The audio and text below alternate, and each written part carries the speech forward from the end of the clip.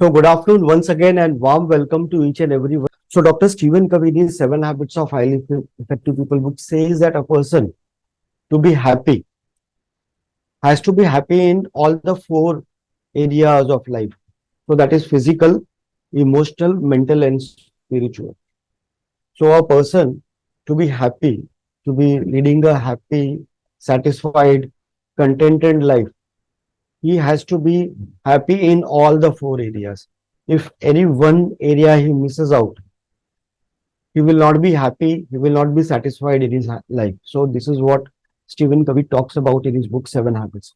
So those are physical, mental, emotional, and spiritual. Now, when we talk about physical, we all know and we understand what physical aspect covers. So it is basically our taking care of our body, being healthy. So eating healthy food, meditation, exercise, cycling, anything, running, jogging, whatever you do to keep yourself fit and physically healthy. If a person is not physically healthy, but he's very intelligent, great relationship, has a lot of money, will he be happy? He has a lot of health issues, diabetes, sugar, this, that, high BP, cholesterol. He's not able to eat what he wants to eat. Physically unfit, unhealthy. But yeah, lot of money, great relationship, great social connect, spiritually also having great connect. Will he be happy? What do you think? You can type yes or no in the chat box. Couple of responses. What do you think? So Sumit says no. Thank you very much for the response. So obviously, thanks Nandini as well. So naturally, Rajiv, thank you. Gaurish, thank you. So we all agree that a person cannot be happy. So when we talk, let's talk about the second part, that is mind or the mental or logical reasoning. So that is the second one. So in the year 1900, Alfred Bennett and Theodore Simon invented the first IQ test to measure the IQ, that is intelligent quotient of a person. So the idea was to, the intent of developing this IQ test was to initially use it in schools and colleges, find children who had a lower IQ and help them develop. So idea of uh, building, creating this IQ test was to basically identify the weaker students and help them develop and grow so that teachers know on whom they need to put extra effort. However, like we have seen, most of the human inventions, discoveries are misused. So later on, this IQ test was misused, and this was kind of started to use to find out people who are high on IQ and focus on building their career and helping them grow. However, over a period of time, uh, behavioral scientists realize that IQ is not the only factor which is important for success. In fact, high IQ doesn't guarantee you success. In fact, if you go and search on Google, you will find stories of n number of people who were very high on IQ, however, were almost, you can say, a complete failure in their lives. So IQ didn't guarantee success. So what was missing? So the further research told behavioral scientists that there was something called emotional intelligence. Now, why emotional intelligence becomes so important? It is uh, today when we talk about organizations have become really huge, and there are n number of people, huge number of employees working together in an organization. When you talk even about countries now, countries are really large countries, huge populations staying together. Now, when you talk about people staying together, so naturally it is about the relationship, the kind of relationship people have with each other becomes important. So somebody who is the leader in the organization, then again, how he uh, relates, how people relate with him, how is he connected with people makes a huge difference in the performance of the uh, organization or the employees.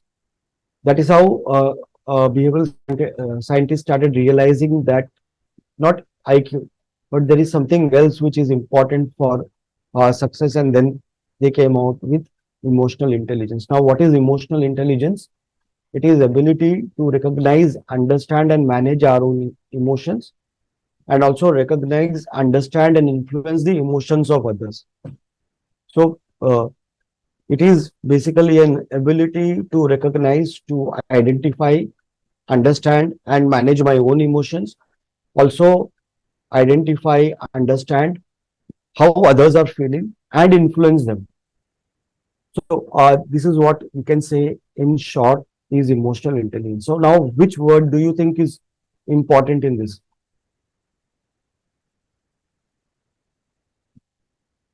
So, what do you think? Which word do you think is extremely important in this? You can use the chat box or you can unmute and tell me.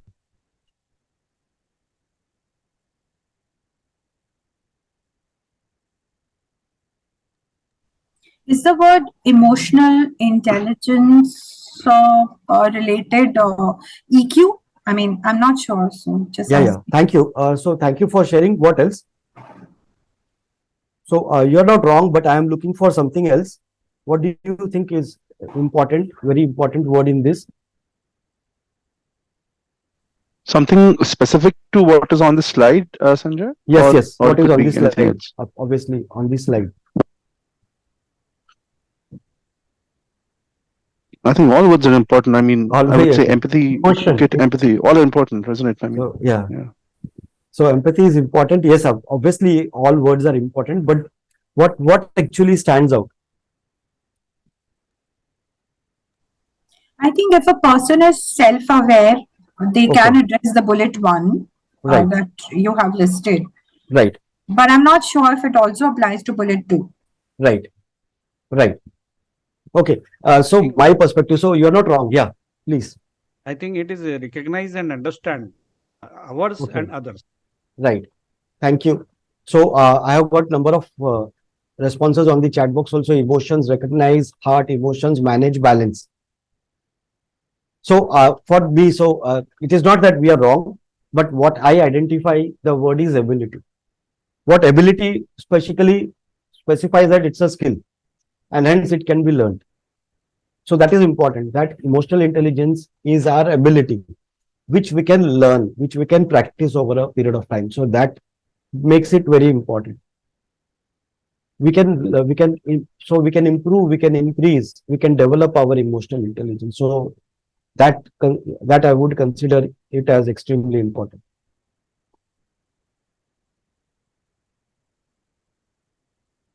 So now, what is emotional intelligence? So we understood the definition. Let's understand practically what is emotional intelligence. So it doesn't sound like theory. So we are living in a surrounding. There is a there is a stimulus. There is a change, something which is affecting me from the surroundings. So what happens to me? That change in the environment or that stimulus in the environment or something which is present in the environment, it triggers my emotions and I respond to that emotion automatically. And that auto response, which is triggered in my mind, leads to a certain behavior. So there is some stimulus in the environment, it triggers an emotion in my mind, which is stored in my mind. It leads to a auto response. And what is that auto response? Some behavior which is connected to that stimulus or which is connected to that emotion. For example, say It is pretty dark. Uh, it's a night time, and I'm walking to my house. So the lane through which I walk is kind of really dark. All shrubs, plants, trees on both the sides of the road. There is no one, and I'm walking. And then suddenly I see something moving, and I realize, or something which is in the center of the road, and I realize that is a snake. So what will be my immediate response? So what do you think will be my immediate response? Dark night. So Rajiv says fear, Rahul says fear. Thank you very much. So the immediate emotion which I will experience is fear, and my auto response will be to run away from the situation. So run away from the snake. So this is what is auto response. So stimulus, auto response. Somebody does something which I don't like. I get angry. That person keeps on doing the same thing. I keep on getting angry. Auto response.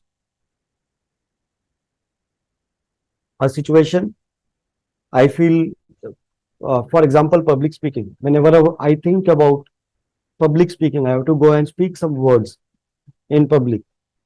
The emotion which triggers is fear. And my auto response is no, I don't want to do it. Let somebody else do it. So auto response, fear, and I avoid as far as possible not to go in front of the audience and speak in front of the audience.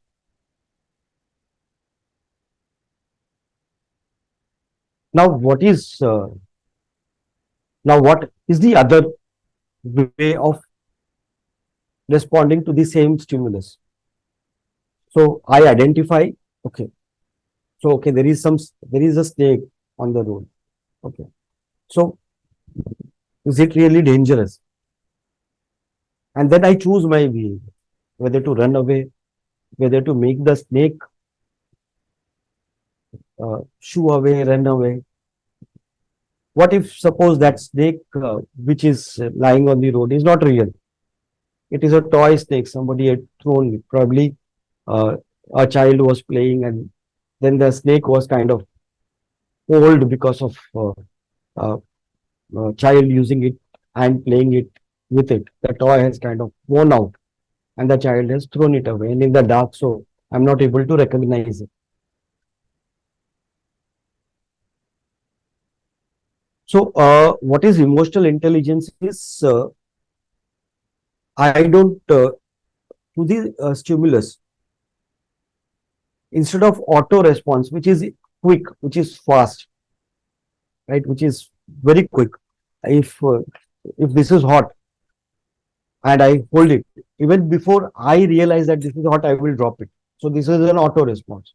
So it is not that it is not necessary, but it is not necessary also that I have to be in auto response all the time.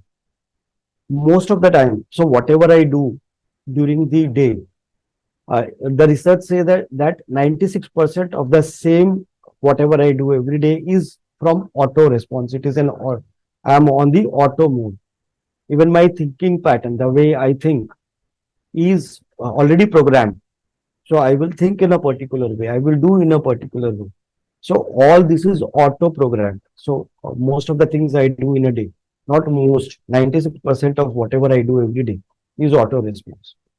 What is emotional intelligence is identifying those emotions, interpreting and choosing the appropriate behavior, not getting into that loop of auto response.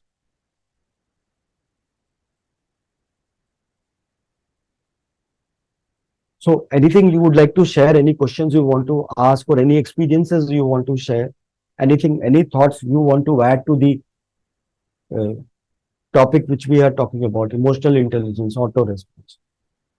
Anything that comes to your mind, you're free to share, ask, share your experience, share your thoughts about the topic. Any examples that come to your mind. So in one of my leadership development program, there was a participant who told me, so we will talk how to control or how to respond. We will talk about it during the program. So one of the participants was sharing with me his experience. From his home, he used to walk to the factory. So this was a program which I was doing for factory supervisors and managers. So he said that while he used to come to the factory, there was a wall, very tall wall, and there was a building on the other side. Of course, that wall was a boundary, and if he means logically, he would not be able to climb that wall and cross and go to the building at the compound. But one day, there were some of the stray dogs which started running after him for some reason.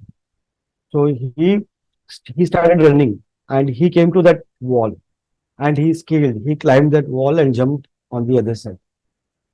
So this was uh, what he believed was not possible in a normal circumstances. He was able to scale or cross that wall to save himself. So this is a typical example of auto response.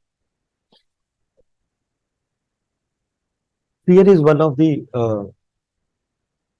main emotions which we feel most of the time, and a very what you call a strong and a driving emotion. So anyone wants to share, ask, add something? If there is nothing, you can type no in the chat box so that I know we can move forward.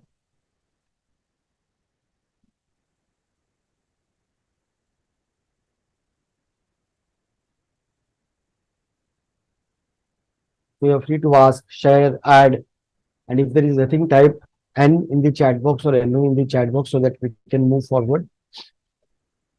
Can I share one story during my Yeah, college of days? course. Yes, Yeah, yes, yeah, yes. sure. This is a story. I'll just take a couple of minutes, okay? Yeah, So no. that time I was studying in college, and my dad was working in the railways. Okay, so that railway quarters we were staying, and lot many trees were there, like Right, mango, jamun, and all. Okay, so that quarter was having the roof was not plain; it was a slanted roof, and because of trees and all, lot of monkeys used to come and during rainy seasons. right, So because of and they will do all this sort of kachara and dirt in our courtyard. So once I decided, okay, I'll just check by climbing on the this roof. Okay, okay, so I climbed there, and a big size of monkey was there on the top of that roof. Okay, okay, so he was a very big, and I was having right, one stick only. okay, So I thought that by seeing this stick, this fellow will run away. But okay. no, he was he was Aggressive, coming to me, aggressive and coming to me. So that time I decided, okay, karo ya maro, okay. right, If I don't do anything, he will hit me. So right, I just with a big this thing, I just ran to him, and then he ran away. In the process, I had fallen, and luckily one angle was there, so I was saved. I didn't fall down.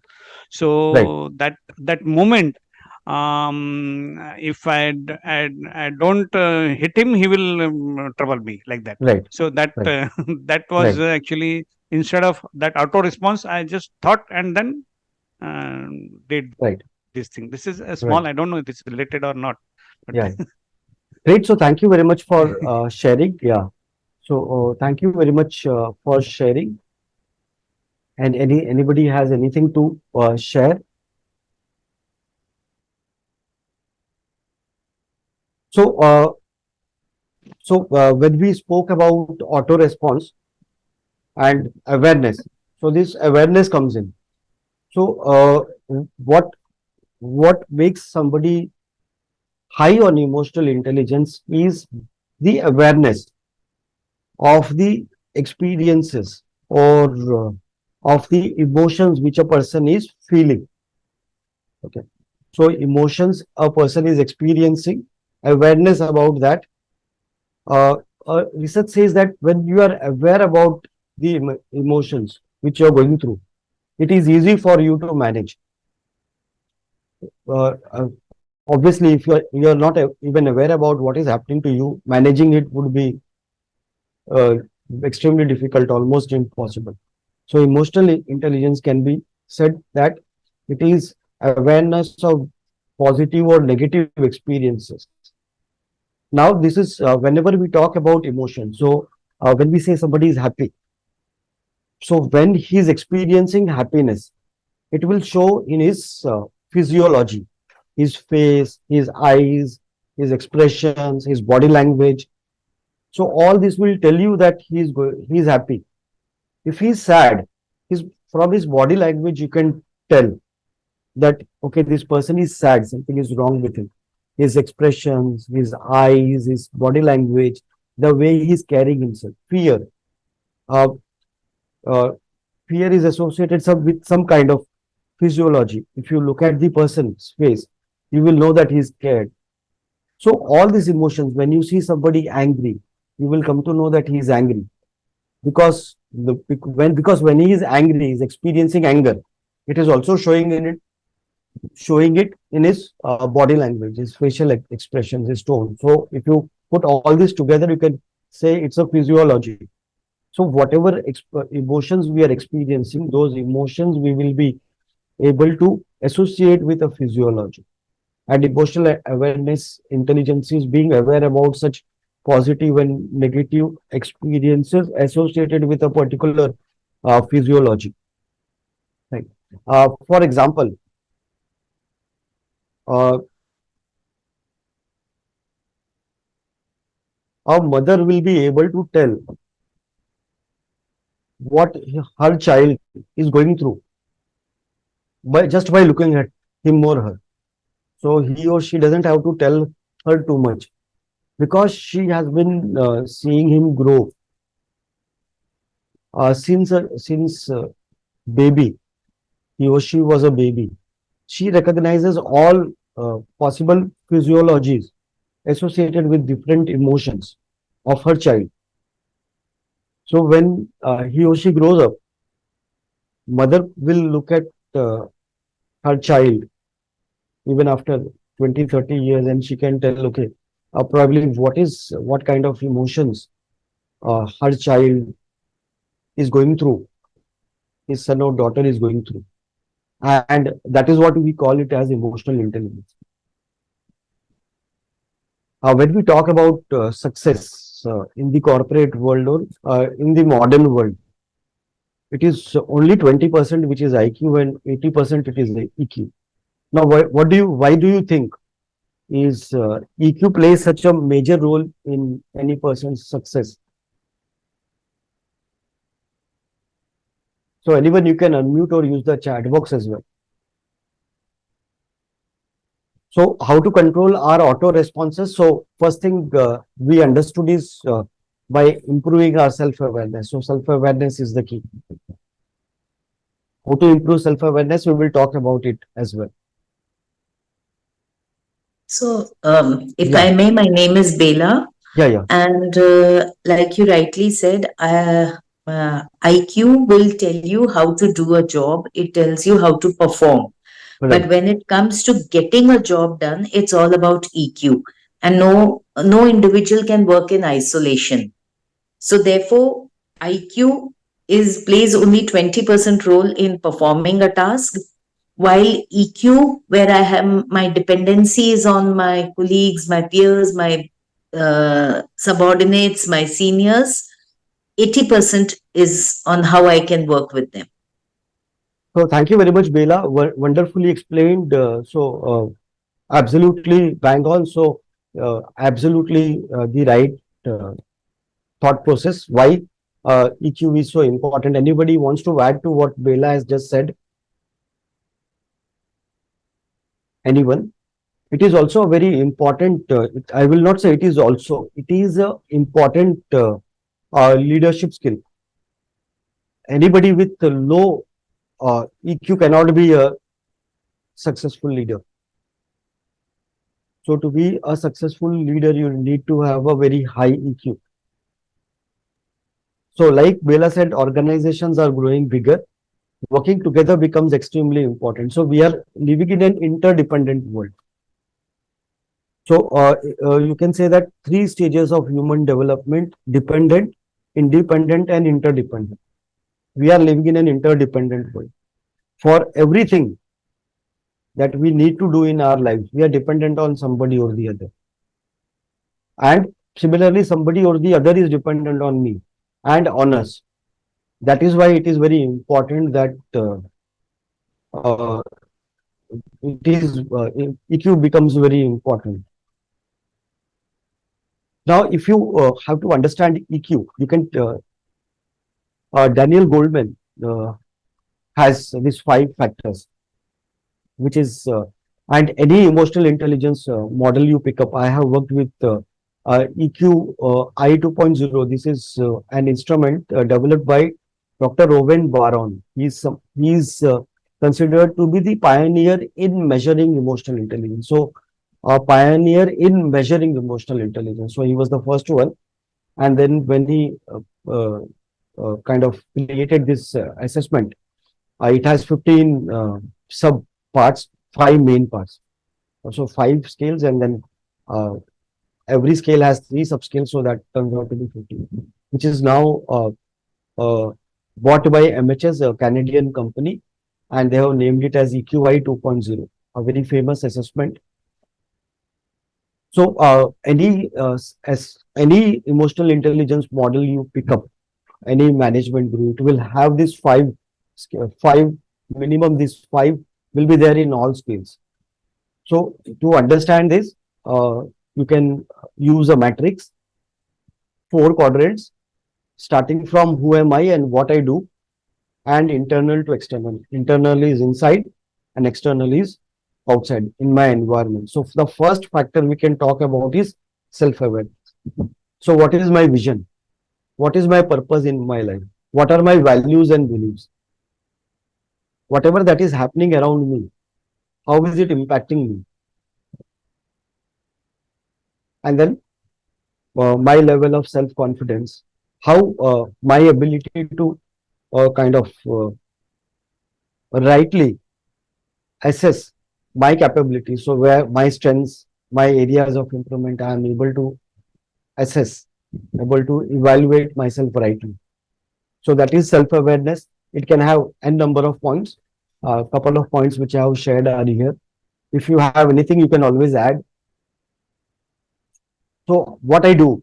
So here who I am. So it is all about self-awareness. What I do is self-management. So how good I am in taking initiatives or being proactive, managing time, ability to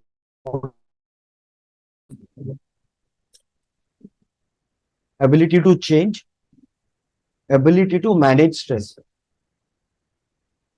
So ability to change, or you can say ability to adapt to change, and then manage stress. So these are a couple of points we can talk about what I do under self-management. Then awareness about others. So it is now moving to external. How good I am. So my awareness about others. So my understanding about others, very important as a leader. Organizational awareness. So what is happening in the organization, why it is happening, how it is impacting, right? So we are living in a global world. Somebody eats something in China and it impacts the whole world, right? So that awareness of what is happening outside the organization, or what is happening within the organization, what is triggering those changes, it is important to know. My conduct, the way I behave, the way I talk, how does it impact on others? What kind of impact, what kind of impression it creates? Service orientation. So again, a very important leadership parameter. So how much do how much importance I give to the work or the service I am doing for the company, for the team, for others, for the society? How good I am in building a strong network. So networking is a very important skill, and how good I am in networking. And the fourth one is, how do I manage relationships? So how do I influence others? Am I able to form meaningful connections? Now in the modern world today, people have 1.2, 1.3 million, 1200, 1300 minimum followers or friends on Facebook, but are they meaningful connections? So how many meaningful connections do we have? How good we are in managing conflicts, how good we are in teamwork, and how good we are in collaborating with others. And the fifth one is empathy. So you can say these are the five factors, five components of emotional intelligence: self-awareness, awareness about others, self-management, relationship management, and empathy. So self-awareness is what is my goal, vision, mission, purpose, my values and beliefs. So those values and beliefs I follow in my life. Impact. How does these values, beliefs impact my life? What are the events which are happening around me that are impacting me? How good I am in assessing myself, my skills, my capabilities, my self-confidence.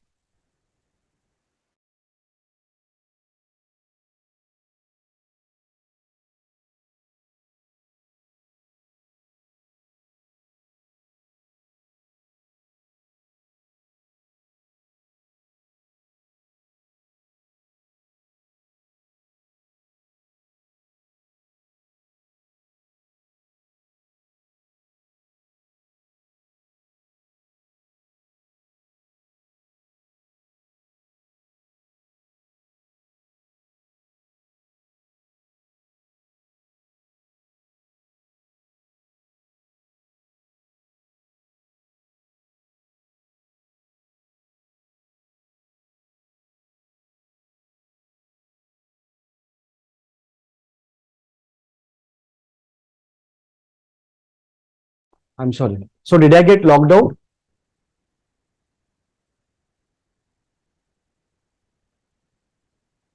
Am I audible? Yes, Sanjay, you are audible. Yeah. Okay. So it seemed I got logged out for a few seconds. But got logged in again automatically. So we were talking about awareness of others, and then we moved to relationship management. How good we are in influencing others, forming those meaningful, important connections, managing conflict, collaboration, and teamwork. And then the center is empathy. Now let us see what all is there in self-awareness. So self-awareness is our ability to understand our emotions. So our emotions, so what we are going through, what are we feeling? How are the changes around me are impacting others, impacting myself? What is my purpose, objective in my life? Awareness about the purpose and the objective of our lives. What kind of value system do I follow? So value system, what are those values, beliefs I have, which guide my actions? And then I know my strengths, my weaknesses, my areas of improvement. Sanjay, your slides are not shared anymore. Okay. Thank you for pointing that out. So I will share. Just give me a minute.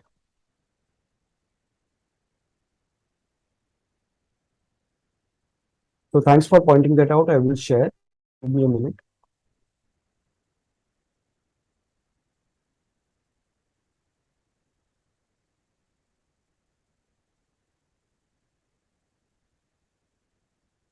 Yeah. So know our strengths and weaknesses and work on those areas of our improvement so that we can perform better. So when we talk about understanding ourselves, so one thing which we can all do, it is easier said than done, of course, is at least once a week finding that 15 to 20 minutes for your own self and a kind of scanning through what has happened in the entire week and the kind of impact it has created on you. So when you start spending some time alone or on your own with your own self, trying to understand the impact of things which are happening around, it will increase our self-awareness. When we talk about objectives, purpose of my life, so one thing what we can do is to understand what is my purpose of my life. I can try to identify something which I am really good at. Okay. Or I can do 10 things out of that which I can do better than others. So there are two ways: what all I can do and what I can do better than the others. That is one. Or what is that something I can do better than everybody else around. For example, let's look at KFC, the second largest chain of restaurants across the globe. Okay, founded by Colonel Sanders. Okay, so at the age of around 60, he uh, he felt that his life was a complete failure. He was not able to achieve anything in his life. So he was in fact contemplating, he was thinking of committing suicide, ending his life. But he said that before I end my life, let's give it a last try. So what should I try? So the question he asked himself is, what is that activity he can do better than others, better than other activities? So one thing that he is really good at compared to other activities. So he said the one thing he thought he was really good at was cooking or making chicken. And that is where he started. Okay, so he thought, why not start selling chicken? So he started going door to door at the age of 60 and selling chicken. And that is how, at the age of 88, when he died, he became the uh, owner of the second largest chain of restaurant across the globe. So, what is your aspiration? What is your drive? Right. So, what is my passion? What is that something I love doing? I am having passion. So, I love doing something. Am I really good at? So, do I have those skills? If I don't have skills, can I really work hard and build those skills? Will it pay? So, whatever I love doing, is it going to give me money? And is it beneficial for the society? So, whatever I love doing, am I really good at as well? So do I really have skills also? I love to play cricket, but do I really have skills, or am I ready to work hard enough to build those skills to reach there? Will it also pay? So whatever is my passion, is it also going to give me some money? And is it important to the world as well? So I love doing it, right? I am good at, but people don't want it. So there is no need of what I want in this society. So then it will not work, it will not sell, it will not add any value to the work. So that becomes my superpower or something which I am really good at. I should focus on working in that area. So that is how you can find. So this is about the self-awareness. How do we improve? To summarize, how do we improve our self-awareness? Okay, I'm sorry. So how do I improve my self-awareness? One thing is that I find time for myself every week, at least 15 minutes every week. Say choose Sunday evening, Monday morning, whatever, whichever day, Saturday evening or Saturday morning, whatever suits you. Spend 15-20 minutes and scan. So it has not to be really forceful, but yeah, you can spend 15-20 minutes and think about the things that is happening in your life and how it is impacting you. And that will raise your self-awareness. And then how to find the purpose or aim in your life. So you can use these 4 parameters to choose one. So this was first one. Second one is self-management. So ability to control. I would not say exactly control. I would say manage emotions. So our ability to manage, because when you are aware, you will be able to manage. So ability to manage our emotions and impulses. Think before you act. So don't act at an impulse. Think before you act. Third is self-regulation, being comfortable with change, building behaviors that build trust. To know more, you can read this book, The Speed of Trust by by Stephen M.R. Covey, son of Dr. Stephen Covey. So he has done a lot of research and written a book also, Speed of Trust. So building those behaviors which will make you trustworthy, be comfortable with change, being thoughtful. So think before you act. So being thoughtful. So whenever you are saying something, whenever you are doing something, you are aware about what I am saying, what I am doing. How is it going to? How is it going to impact others? How is it going to impact me?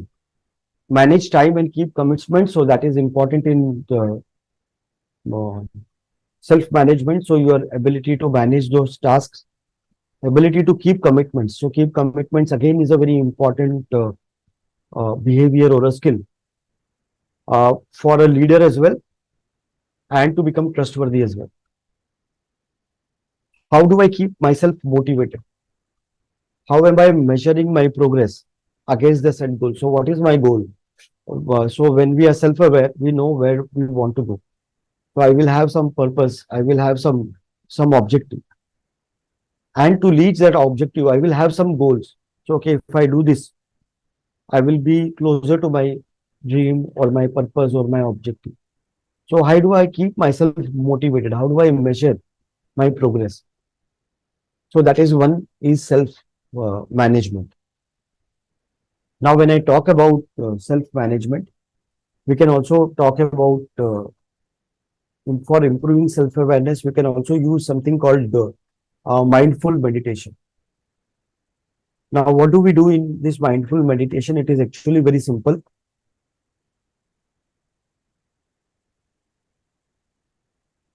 So,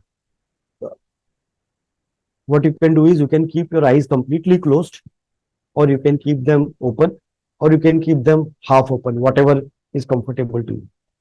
Keep your body posture relaxed and alert.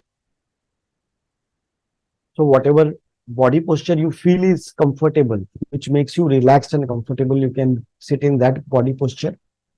So, if you're, say, for example, kept your eyes half closed or half open. So, keeping your eyes half closed, half open, you breathe in and breathe out. While you are breathing in and breathing out, your attention is only on your breath. So, your focus, your attention is internal, it is on your breath. So, you can try now for 1 minute. So, if you're comfortably seated somewhere, you can close your eyes, and I will wait for 1 minute. Close your eyes. What you have to do, you can keep them open, or half closed, or completely closed. Sit in a relaxed posture. Breathe in, breathe out, and just focus on your breath for 1 minute. Okay, so I will wait for a minute.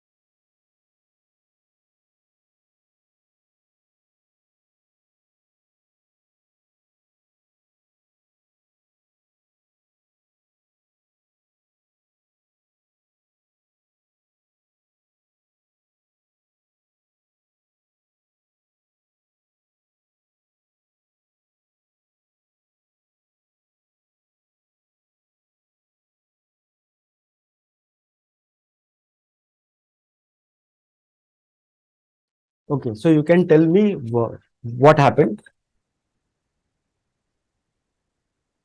Anyone? You can use the chat box or unmute and tell Felt me. relaxed. Hi, Sanjay, this is Gaurish. I felt relaxed. It took a little You felt time to, relaxed? yeah, it Okay, took a little good. time to get into that because when you close your eyes immediately, I hope you can hear me well. Yes, I can Is it hear you okay?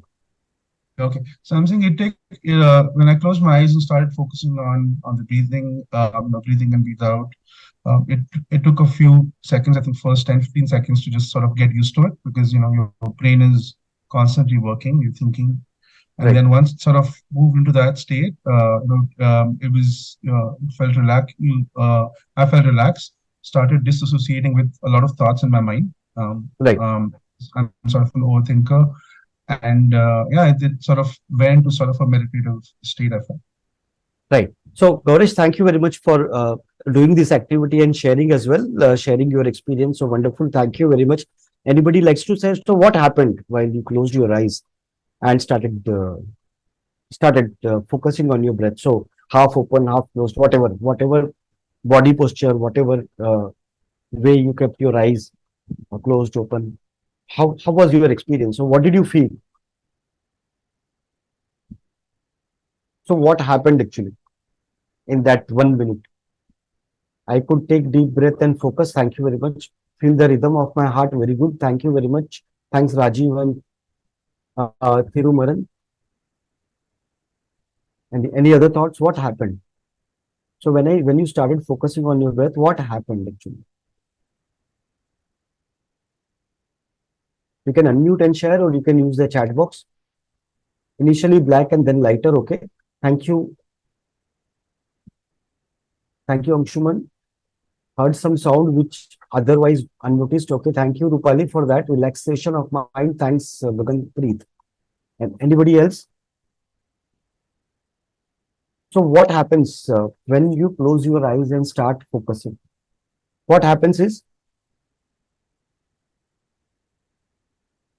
thoughts start flowing. Yeah. So thank you, Rupali. So she is now there. So storm of thoughts. So as soon as you close your eyes and start focusing on your breath, you start experiencing lot of thoughts, lot of thoughts, lot of images, lot of emotions going through you. So your mind starts wandering, moving here and there. Now, first of all, when we start doing, our mind will wander. So acknowledge. So you don't have to get angry on yourself. Okay, I'm not able to kind of focus on my breath. No. So acknowledge, okay, wander away. So it's wandering. So no worries, acknowledge. Whatever your thoughts are going in your mind, whatever you are experiencing, whatever you are recollecting, whatever you are going through, just experience it like Gaurish said, without judging or without reacting. Okay, so it will happen. Your mind will wander. A lot of thoughts will come. A lot of experiences will come. So acknowledge without judging, without reacting as a third person. So don't force yourself. So be calm, be relaxed. Acknowledge just acknowledge. Just say, okay, so this is happening. So fine. Intention, movement, and sensation. What is intention? Intention is what will happen is you will reduce stress. It will increase your well-being, and you will feel your concentration is improving nowadays because of mobile, internet, social media. Our attention span has gone very down. So our attention span has reduced. It is now less than a goldfish. So our attention span will improve. So all those uh, thoughts, research says that when we worry, when we are going through stress, we are worried about those things out of which 85% will never happen. So whatever, when we worry, actually, we are worried, anticipating something wrong is going to happen. 85% of times, whatever is your anticipation is never going to happen. Right? So you are worrying unnecessarily more than 85% times. So Don't be self-critical. Be kind to yourself. It's okay if my mind is wandering. I have to judge. I have to experience whatever is happening during this meditation without judging and evaluating or reacting. So you have to, in case you are reacting, the reaction is only acknowledgement and experience. Let it go, whatever is happening. So let the thoughts come, let the thoughts go. Let the thoughts come, let the thoughts go. So that's fine. And you will notice a sense of awareness improving if you continuously do it. It doesn't take much time, probably 1 minute or 2 minutes. You can do it anytime. You can do it in the morning. Then you can do it in the afternoon also. You can do it while you're sitting on your chair. You're doing some work and you say, okay, so let's 2 minutes. I can do this mindful meditation. So sit in a posture which is relaxed. You can keep your eyes open, half closed or completely closed. And for 2 minutes, just bring your attention on your breath. If your mind is wandering away, no problems.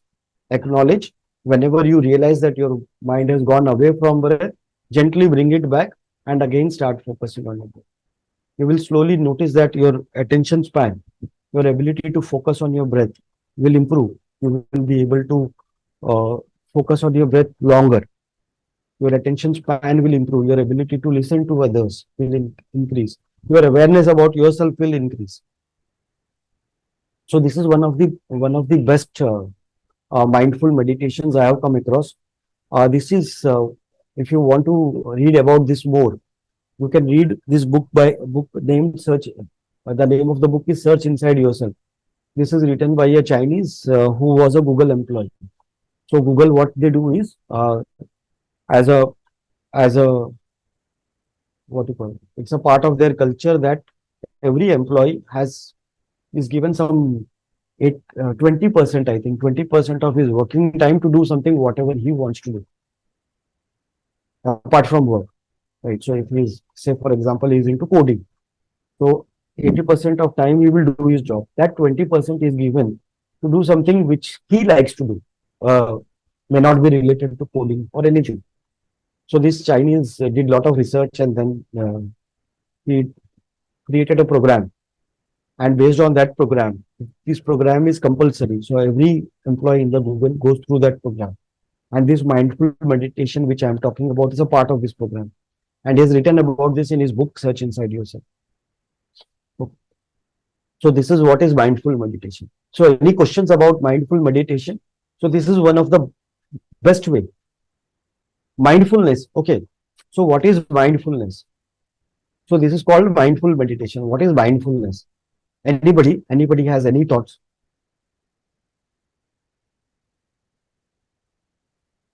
So I have come across trainers and coaches who write mindful coach. So what does mindfulness mean? Anybody? What is your understanding? You can unmute or you can use the chat box.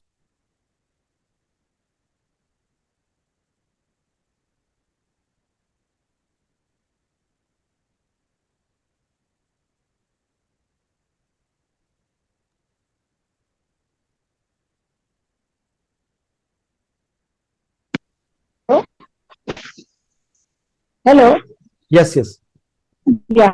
Try to live in the present. That is Absolutely. mindfulness. Absolutely. Absolutely. So it is being in present. So not worrying being about in- not thinking about past, not हाँ, worrying about future. हाँ. So it is being present all the time. So only so you're not carrying too much in your mind. So you're not worrying about past. You're not thinking about future. You're trying to be living in the moment, being present. So that is mindfulness.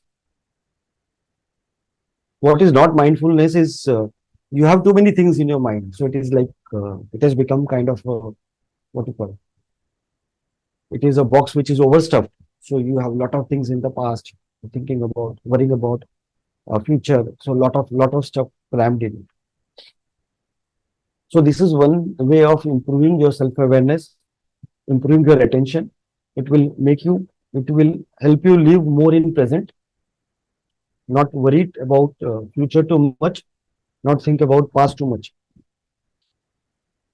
So this is mindful meditation, which we spoke about. Very simple. 3, 4, 5 minutes every day, and you will see the difference once you start doing it over a period of time. One experience I would like to share is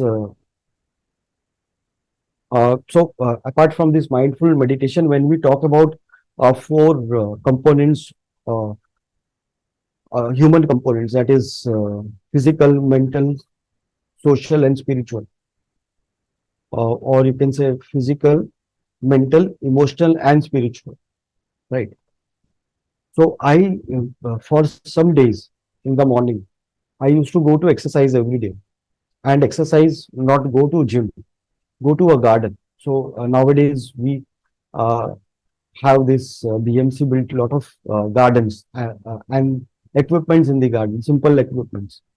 So used to exercise there every day, at least an hour, then come back, pick some fresh vegetables like cucumber, and then carrot, and then some fruit like banana, papaya, and all, and have breakfast with this. So every day I was doing this, and there was a remarkable improvement in my health. Remarkable improvement in my health. Physically, I started looking better. Uh, Body became muscular. My system's stomach and my system also improved a lot. And what these spices can do to your stomach and your body. So after having this fruit for some days, say 7, 8 days you have, and then what you do is one day you have fruits in the morning, and then after half an hour, try having a vada pav with some chili in it, and you will experience that burning sensation in your stomach. So that actually tells you when your system becomes normal.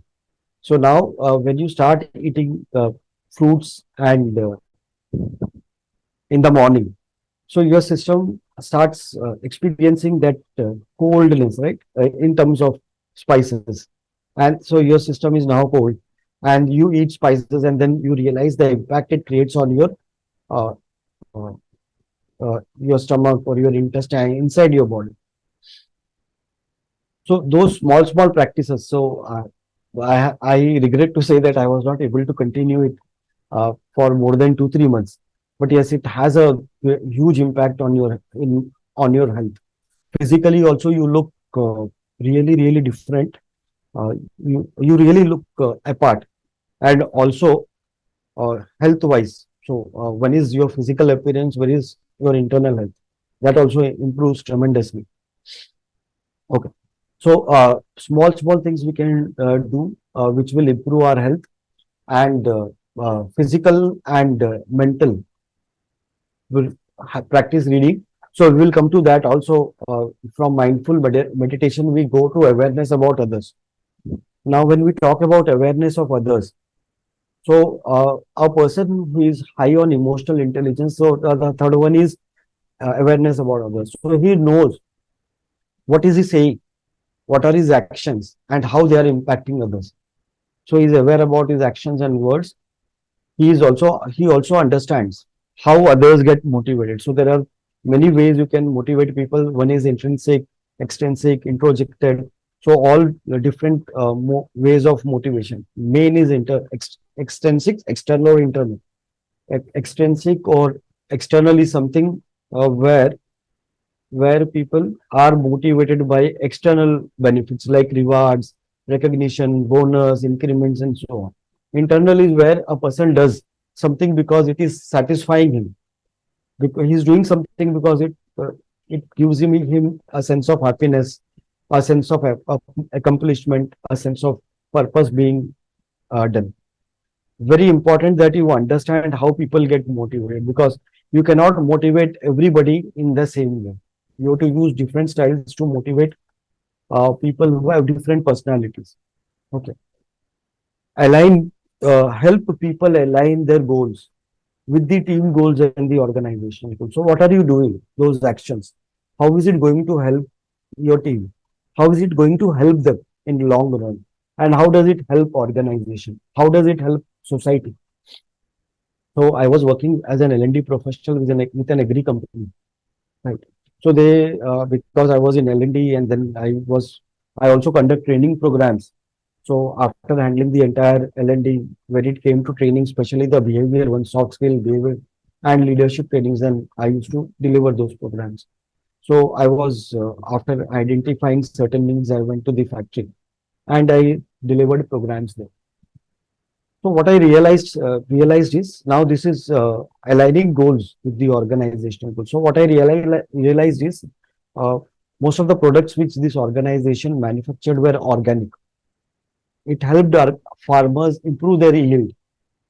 So the quantity of food which they grow will increase. The quality will also increase. So one of the research which they did showed that the after using our company spray, the size of apple and the weight also increased.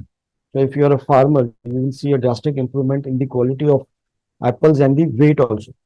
So it will fetch more money to the farmer. Right.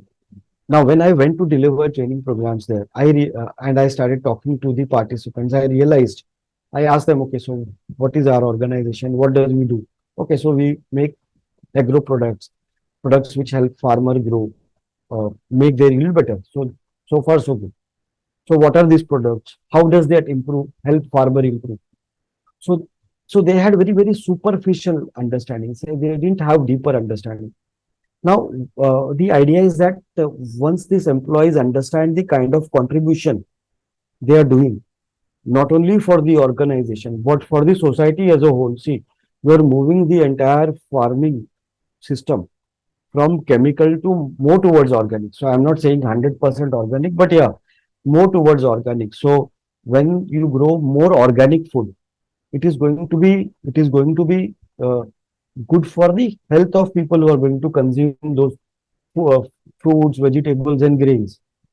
Right. So you are contributing to the entire human race, not only farmer, not only organization, not only team, and not only you're earning for your family.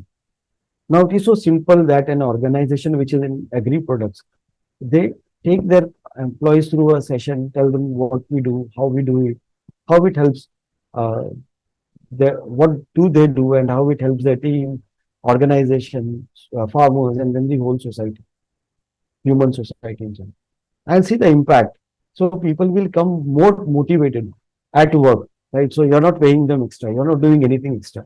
You're just telling them how that work is going to contribute to the society. And believe me, if you're working for an organization and that organization is alive, they are making profit, means they are contributing in some way to the society. They must be definitely contributing in some way to the society. That is why they are able to make profit. Every organization can take such initiatives where they help employees understand the contribution they are doing to the whole society.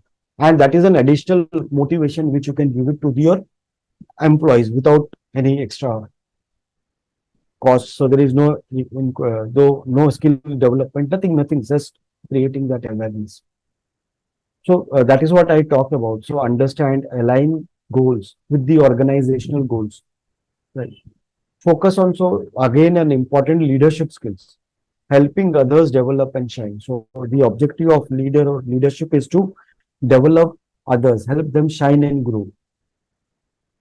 So it is about impact of others, listening skills and assertiveness. So how to be aware about others. It is important that I listen to them. I listen to them. And what is assertiveness? Anyone? What is being assertive? Anyone?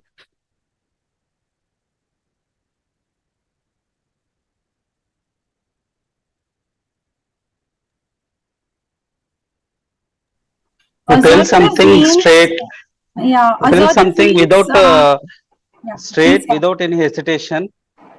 Okay. What else? I think assertive means being very firm and pushing one's agenda, you know. So then, yeah, so then it becomes aggressive. No, being firm and being aggressive. So it's very nuanced. If you look at it, there's a very subtle nuance between being assertive and aggressive. You can be, firm yet gentle, right? Okay. So that is assertive. I don't know if I have the right adjective. No problems. So that's fine. Hello. Yeah. This is Rajiv Gokhale. Yeah, This Rajiv. assertiveness means, I think what I understand is, neither aggressive nor submissive. We Right, have to tell the truth without right, hurting also, and right, give the clear message right, without hesitating also. That right, I want this right, thing. right. So So, Rajiv, what you just said is quite close to being assertive. So you are almost there. Thank you very much. Right. Yeah. So can I add? I Yeah, think yeah, of course, assertive. everybody. Yeah, This is Bela here. So yeah, I think assertiveness is when you lay clear expectations of what you right, want, right, what outcomes right, you desire right, from the right, person, right, very clearly and with complete, concise information, right, uh, avoiding any kind of aggression. I mean, when your voice is firm, but and you very concisely and clearly lay your expectations right, so that the person can act accordingly. right, right. So thank you very much for sharing. So assertiveness is very much misunderstood. Uh, what I understand from assertiveness is, so my definition of assertiveness is understanding other persons. So when you put your perspective, so when you're sharing your perspective, you're sharing understanding the other person's perspective as well, right? So when I say assertive, I have understood what the other person has said.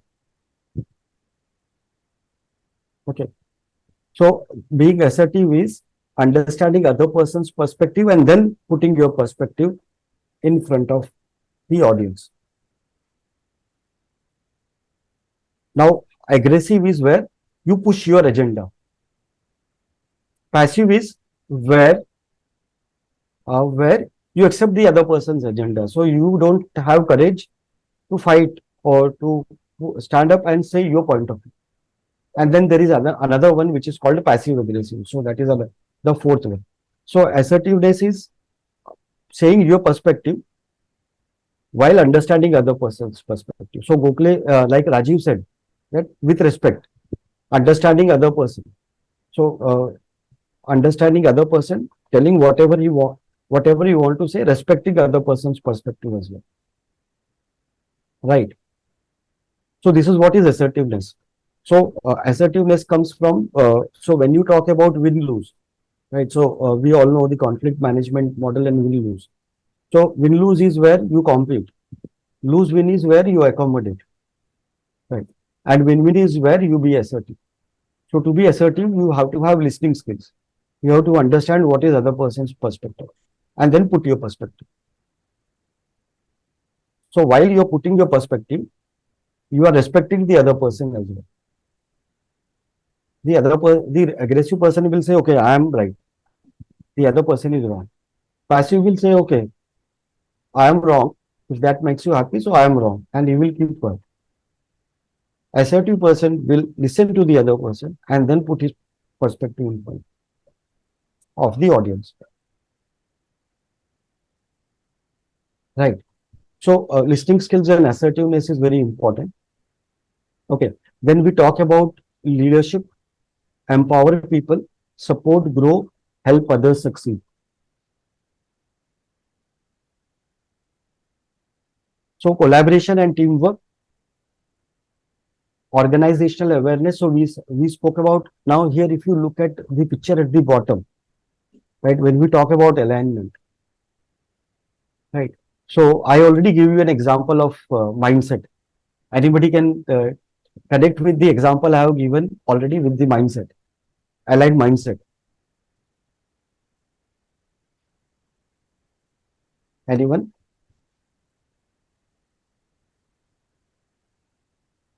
So I just gave an example. So I gave example very recently on the mindset.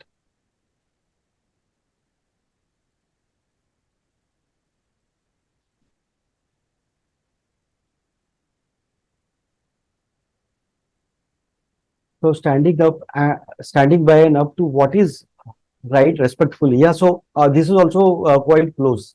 Since standing up by and up for what is right respectfully is also correct. So close to the definition of assertiveness.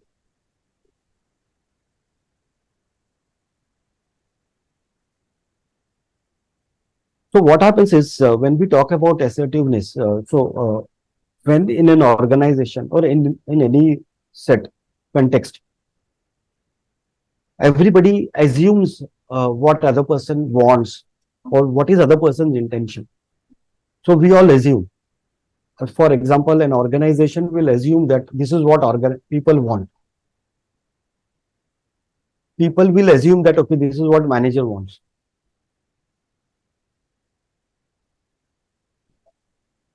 When you start understanding other person, then you will be able to kind of rightly know exactly what people are asking and why. And then it becomes easier for you to find a solution which is beneficial for both. So that is what we call as think win-win in 7 habits. Okay, so coming back to that mindset. So I give an example. Anybody recollects? Can connect with the example. Okay, so I will. So I spoke about my experience with an agri company.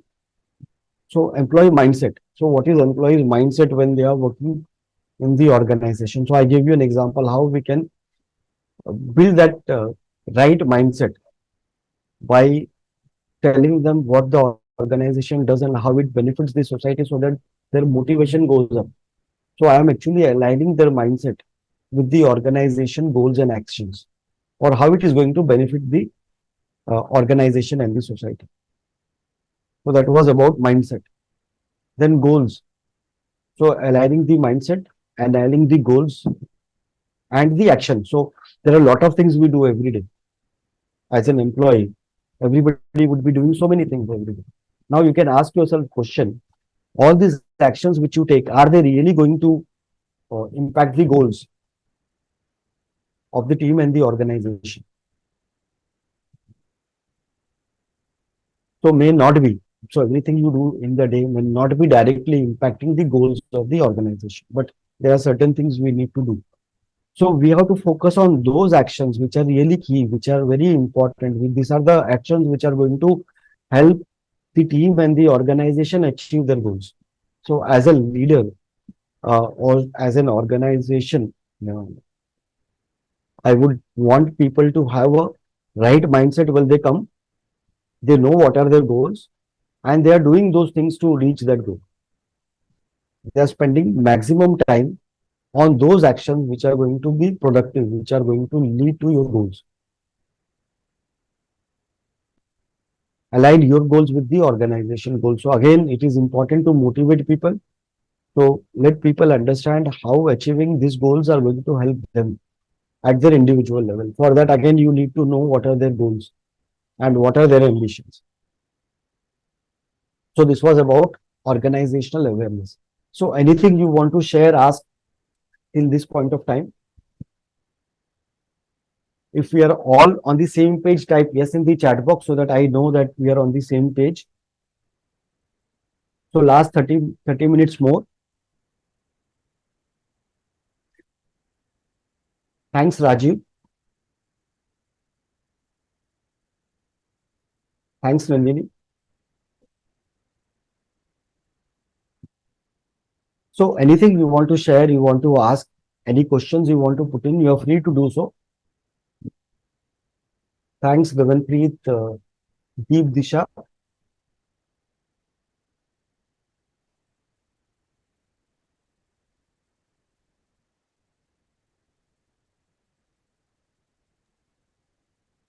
So, can I ask a question, Sanjay? Yeah, of course. This is Gaurish here.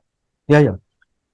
I was just wondering that when I spoke about sort of managing relationships. Managing emotions.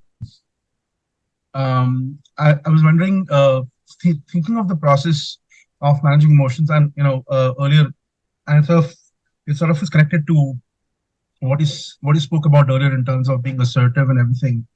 I was thinking that how is it important? I mean, how important is it to manage and then channelize emotions? Because I've seen that, for example, if I talk about someone who has a tendency of overreacting to things. So, for example, it could be any emotion like anger or happiness or sadness, which could be an effect. There are many reasons that could cause that or trigger those emotions. And I've seen people that who perhaps develop over a period of time, either through experience, they sort of develop that maturity to manage emotions, which is, let's say, if I get angry, they'll say, all right, I need to stay calm. I should not react at that time. So that's what I understand in terms of managing emotions. But I feel that when they don't deal with it, in the sense, if they don't channelize it to take some action about it, it can lead into a lot of issues, which could affect their mindfulness, which could affect their ability to be empathetic, to sort of generate or to be or to develop emotional intelligence over a period of time, and it can have impact on the way that they treat people, the way that they deal with situations. So I just want to understand. I mean, I would love to hear from you in terms of what is it that we can do to moving from managing emotions to channelizing emotions, which perhaps would be more positive and it would be more impactful to stay away from all these negative outcomes that I've spoken about. Right. In fact, when you were sharing and you were asking questions, you have already answered it. If you listen to whatever you said, see what you are saying is that, see, for example, you gave me an example of anger, right? So you get angry, right? And then you realize that, okay, anger is not benefiting you in any way. In fact, it is creating more problems. So you learn to stay calm, right? Now, when initially when you were getting angry, right? And because of that anger, you have already damaged a lot of relationships, right? So because of your anger, you have damaged a lot of relationships. And now, when you become aware, now you have a double burden. Now you have to repair those relationships. Now, what is emotional intelligence is if you were aware about that, okay, this is the anger, and this is causing the damage in my relationship, which are really, really important for me. So I need to manage my emotions. So I need to be. So this starts with the first thing which will start is with self-awareness. That I'm aware that, okay, there is something called anger, and that is impacting my relationship. What has happened to me is, after the damage, I have realized, okay, there was something called anger which has damaged my relationship. If I am able to bring that awareness from future to here, then I will be able to deal with those, manage with the relationship better. So what I need is to first have self-awareness, right? So what is that self-awareness? It is understanding. It is basically be aware that, okay, I'm getting angry more and it is not right for me. Most of the time people get angry and they believe that they have a right to get angry. I had a interesting case. So uh, I do a lot of counseling sessions also. So I have a doctor friend, and he had a patient, and the patient had told the doctor that he had anger issue. The doctor said, okay, you take session from Sanjay Gada. So he called him. So I asked him, what is your issue? So he said, you know what, I get angry. And you know what? So so I I getting angry was okay. But now recently there were such situations where I narrowly escaped. So I got angry on somebody probably walking on the street, and then he must have realized that, okay, he's not alone. There are 10 other guys with him and they are about to bash him. And then he said, you know what, this is looking dangerous. So I want to now, but I want to manage. So I will not say control. So I will say I want to manage my anger. I said, fine. So he said, you know what? So as we were conversing, so in another 2, 3 lines, he said, you know what? I believe that I have a right to get angry because this guy is wrong. He's doing something stupid. So naturally, I have to get angry. It is okay for me to get angry. I said, fine. Then I said, see, I will have to do a session, and for that, I will need time. So I'm actually traveling because I am having back-to-back sessions. I will let you know in 2 days. So after 2 days, he messaged me. I said, I'm still busy. I will need another 2 days. So after 2 days, he messages me, you know what? Since you're so busy, I think I will find somebody else. So I will not do a session. I said, fine. Now, what I'm saying is, see, if your basic belief is it is okay, it is your right to get angry, then I cannot help you. Nobody can help you because your basic belief is wrong. See, if you use the same scale on other person starts using on you, then you will also be wrong in many cases from their perspective. So there is no absolute that this is right and wrong. So from their perspective, you are wrong. So like you have got right to get angry on them, they also got right to get angry.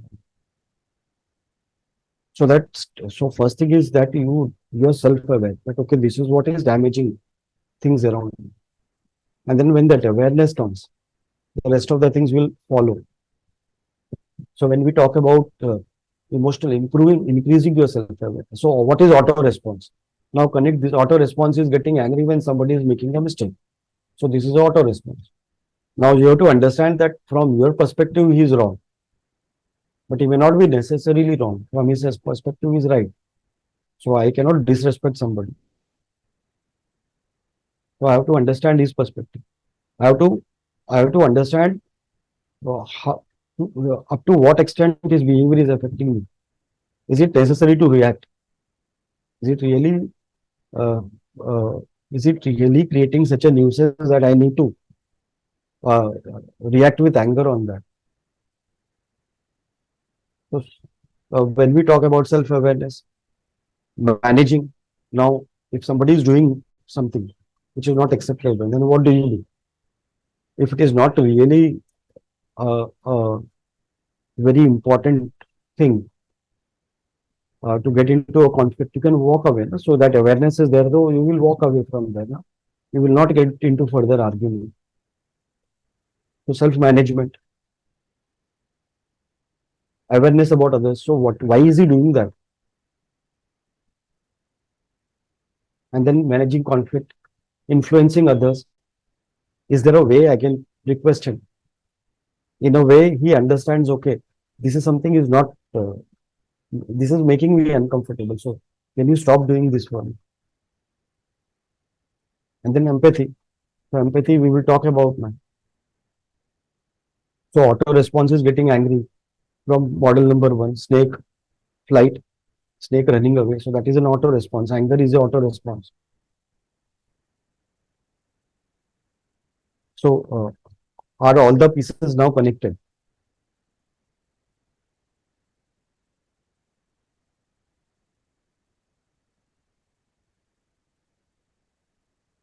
So it is not something a rocket science. It is very simple to understand and connect.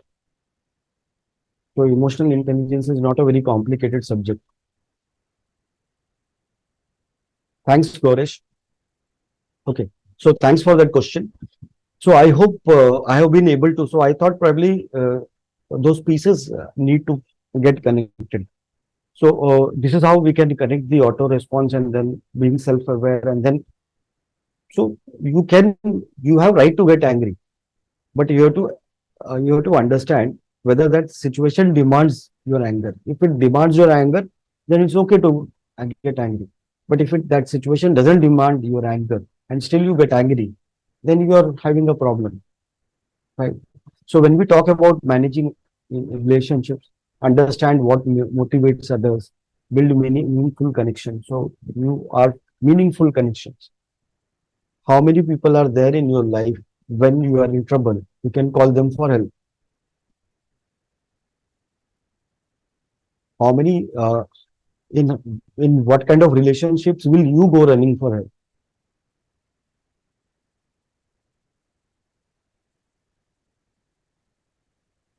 When there is a difference, uh, somebody is not behaving the way you expect him to be. So you understand, okay, and then you kind of manage those differences. So interesting when you talk about emotional intelligence, right? So one thing. So in one of his interview, Virat Kohli was talking about Rohit Sharma. So he said, when we came to play cricket, we were actually awed by Rohit Sharma, the way he used to bat, such an aggressive and the kind of runs he used to score. And he used to hit such long sixes, standing almost at the one. It was like we were kind of mesmerized. So he says that, okay, he has but there is one thing which bothers a lot, sometimes. What is that? So he says he will forget anything and everything. So he says it has happened that he has reached airport without a passport. Then somebody has to go to his house and collect the passport and then bring it, and then a lot of income. But he says, what he says in the end, he says that, what, but when we talk about Rohit Sharma, so it's worth it, because the day he bats well, means he takes the team to a different level. So that is worth it, right? So now that is where you talk about accepting people the way they are. So you can understand, okay, this is how the person is. Instead of changing him, let's see how we can collaborate with him. Same thing, somebody was talking about Shah Rukh Khan. I think somebody was telling in his interview that Shah Rukh Khan, you know what? So you're waiting for him to reach for shooting, and this guy, you call Shah Rukh Khan. He says, you know what? I'm just coming. In 5 minutes, I will come.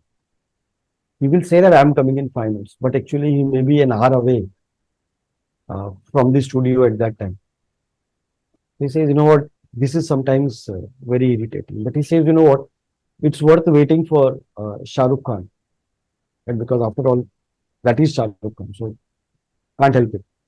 So that is what you talk about collaborating or understanding people, being aware about what they are and accepting them the way they are.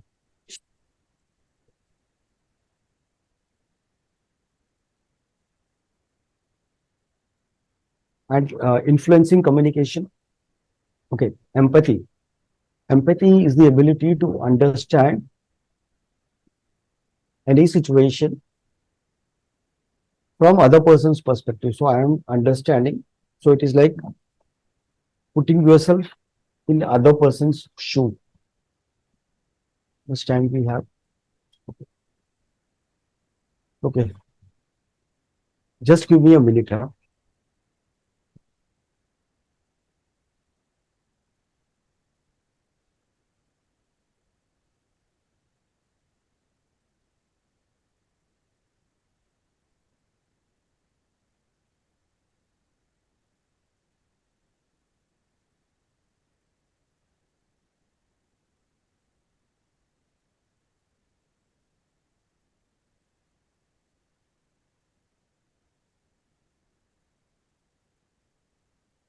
So I will share this video on empathy.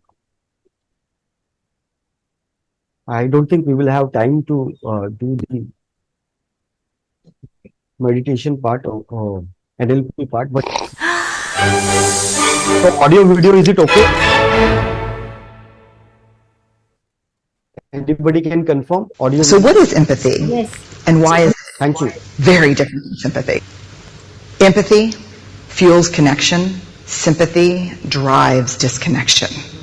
Empathy, it's very interesting. Teresa Wiseman is a nursing scholar who studied professions, very diverse professions where empathy is relevant, and came up with 4 qualities of empathy. Perspective taking, the ability to take the perspective of another person or recognize their perspective as their truth. Staying out of judgment, not easy when you enjoy it as much as most of us do. Recognizing emotion in other people and then communicating that. Empathy is feeling with people. And to me, I always think of empathy as this kind of sacred space when someone's kind of in a deep hole and they shout out from the bottom and they say, I'm stuck, it's dark, I'm overwhelmed. And then we look and we say, hey, you can climb down. I know what it's like down here, and you're not alone. Sympathy is, ooh, it's bad, no, you want a sandwich? Empathy is a choice, and it's a vulnerable choice, because in order to connect with you, I have to connect with something in myself that knows that feeling. Rarely, if ever, does an empathic response begin with "at least." And we do it all the time, because you know what? Someone just shared something with us that's incredibly painful, and we're trying to silver lining it. I don't think that's a verb. but I'm using it as one. We're trying to put the silver lining around it. So I had a miscarriage. Oh, at least you know you can get pregnant. I think my marriage is falling apart. At least you have a marriage. John's getting kicked out of school. At least Sarah is an A student. But one of the things we do sometimes in the face of very difficult conversations is we try to make things better. If I share something with you that's very difficult, I'd rather you say, I don't even know what to say right now, I'm just so glad you told me. Because the truth is, rarely can a response make something better. What makes something better is connection.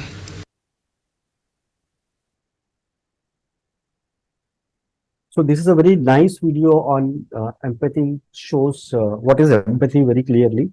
You can also use this video in your sessions if you are a trainer to explain empathy. A very nice video which tells you exactly what empathy is.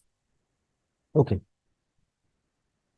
So we spoke about empathy, we understood it is about, and then when you talk about listening skills, so empathy becomes very important because unless you understand other person's perspective,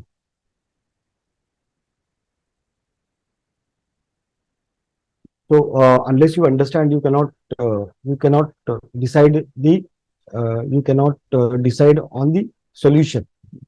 So listening skills becomes very important. Then that is where assertiveness also comes in. So you have to understand other person's perspective before you speak. Now, when we talk about stress, so everybody's stress, this graph will be different for everyone. So if you look at initial one, so red and orange, and then light green, this is the where the stress is very low. If the stress is very low, the performance will be also very low. It will be bored. The employee, it will be boredom. Employee will be disinterested, engaged. The ideal is the one which is where from moderate to high stress level. That is where the performance is high. And then if the stress level increases further, then again it will lead to burnout. And then exhaustion and breakdown. And this for optimal performance, the right amount of stress will differ from person to person. So again, EI becomes very important because as a leader, we need to understand everyone's kind of how much they can take. For example, if you take two batsmen, Rahul Dravid and Yuvraj Singh, clearly Rahul Dravid is a batsman who would like to come in the beginning where there are a lot of overs to bat and he can study the boat. And Yuvraj is somebody who would like to come after, say, 60% of the match is done, 50-60%, where in less balls he has to score more runs, and that is where you will find it more exciting. So everybody will have a different way of dealing with stress and different ways of taking stress. So it is important to find how people react to stress. So to find your greatness, it is important that you understand your purpose, how you can keep yourself motivated, how you can keep yourself disciplined, being aware about what is happening. So you have a purpose, you have a motivation, you are following it with discipline. But there will be a lot of things which are happening around, happening with you. And then that awareness has to be there. Okay. And then managing relationships. So remember building network, building right connections, meaningful connections. This all will help in reaching the purpose of our life. And then we spoke about empathy. So this is a wheel, leadership wheel, which you can take a screenshot of. So there are some 8 parameters in this. You can take a screenshot of this. This can be a good tool for self-assessment. Okay, I hope you can take a screenshot and keep it with you. So after this session, you can give yourself, say, on a scale of 1 to 10, how much do you rate yourself as at integrity, the vision, and how you are able to inspire at a scale of 1 to 10. Empathy, value and acknowledging people. So how often do you value and acknowledge people? passion and purpose, self-awareness on a scale of 1 to 10, self-efficiency on a scale of 1 to 10, and prioritization on 1 to 10. You can calculate, and then you can check what is your score and where do you need to improve. So these are the 8 parameters which I have shared. You can add also what you think is important from your perspective as a leader, and you can add those parameters as well to this. So nowadays we are living in a modern world which is very materialistic. Stress is the highest today. COVID has told us, has brought a new uncertainty in our lives. We know the life is so uncertain. All the news channels, social media, TV, movies, they bombard you with negativity. You open any news channel today and it will be kind of bombarding you with further negativity. Social media full of negativity. There is lack of value system today. So it is not that we don't have right role models. But you know, see, the value system is deteriorating. 50 years before, 100 years before, people would fear telling lies, ask for bribes. But today, it is like I have written an article also on this on LinkedIn. You can go and read what makes organization, what makes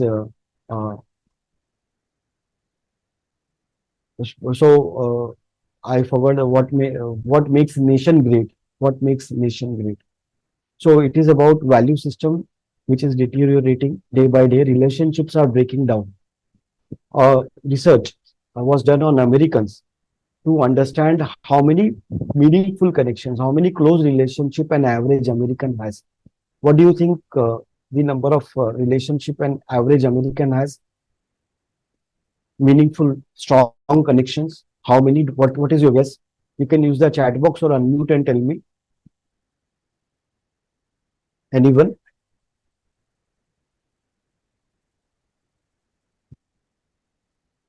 Okay, your guess. How many meaningful suggestions, connections or relationship and an average American would be having? What do you think?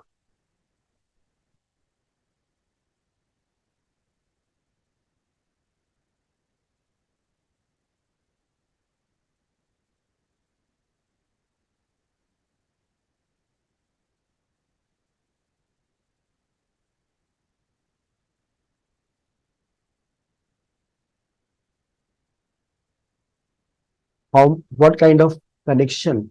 How many connection? 2 or 3? So Manoj says 2 or 3. So thank you very much for your reply. So it is actually less than 2. At an average American has less than 2 strong connections. So this is what it is 50, 100 years before. The entire village, even if you go today to any village, interiors, you will find those people living together. Functions, they will celebrate together. Death also, they will come together, they will do the last ritual. So everybody is kind of connected with each other. Relationships are breaking down. Lack of right role models. It is not that our country doesn't have right role models. We have plenty of them, but they don't sell. That is why you will find rarely media talking about those people who are actually right role models, which are real inspiration to the society. Instead, the media, the movies, the social media, everybody will focus on people who are materially successful, has a lot of money, but they are hardly contributing to the society in any way. Life is like Google search. What we search, we get. If I search now 10 benefits of eating egg every day, I will find 10 benefits of eating egg every day. And if I search 10 harmful effects of eating egg every day, I will find 10 harmful effects of eating egg every day. So thank you very much. Have a wonderful week ahead. And anything you want to, anything in any way I can support you, you're free to message me anytime, call me anytime. Thank you very much. This is Sanjay Goyal signing off. Have a wonderful life ahead. Thank you.